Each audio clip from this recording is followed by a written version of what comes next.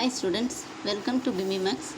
இன்னைக்கு 10th standard Max 4th chapter geometryல exercise 4.3ல second sum பார்க்கலாம். There are two paths that one can choose to go from Sarah's house to James' house.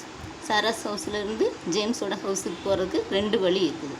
One way is to take C street. ஒன்று வந்து C street, இங்கேருந்து இங்கே வர்றது C street. And the other way requires to take B street and then A street. இன்னொன்று இங்கே B street, இங்கே A street. How much shorter is the direct path along C street. இப்போ இங்கேருந்து இப்படி நேராக சி ஸ்ட்ரீட் வழியாக வந்தால் எவ்வளோ வந்து டிஸ்டன்ஸ் வந்து கம்மி ஆகும்னு சொல்லி கொஸ்டின் கேட்டிருக்குறாங்க. இப்போது இங்கே இது சாராஸ் ஹவுஸ், இது ஜேம்ஸ் ஹவுஸ். இங்கே வழியாக இப்படியும் வரலாம், இப்படியும் வரலாம், இப்படியும் வரலாம். அப்போ இப்படி வந்தால் எவ்வளோ டிஸ்டன்ஸ் கம்மியாகும்னு சொல்லி கேட்டுருக்குறாங்க. Using Pythagoras theorem, AC square equal to AB square plus BC square. அப்போ AC square equal to 2 square plus 1.5 square. 2 square வந்து 4, 1.5 ஸ்கொயர் வந்து 2.25. அப்போ AC square equal to 6.4 plus 2 6, 6.25. அப்போ AC equal to root of 6.25. 6.25க்கு root கண்டுபிடிக்கணும்னா 2 times போட்டோம்னா 2 2s are 4. இங்கே point வச்சுக்கிறோம். அடுத்தது இங்கே 6ல் 4 போச்சுன்னா 2, இந்த 2 டிஜிட் எழுதுகிறோம். அப்போ இங்கே வந்து 2 வந்து 2ஆல் மல்டிப்ளை பண்ணால் 4 times, 2 2s are 4.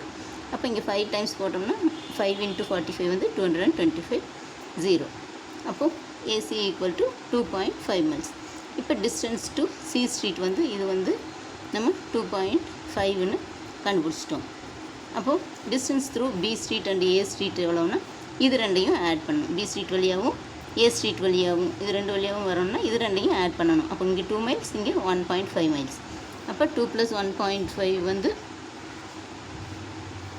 Distance to C street வந்து 2.5. அப்போ டிஸ்டன்ஸ் த்ரூ இங்கே ஏ ஸ்ட்ரீட் வழியாகவும் பி ஸ்ட்ரீட் வழியாகவும் ஏ ஸ்ட்ரீட் வழியாகவும் வரணும்னா அது ரெண்டையும் ஆட் பண்ணணும். அப்போ 2 + 1.5 = 3.5.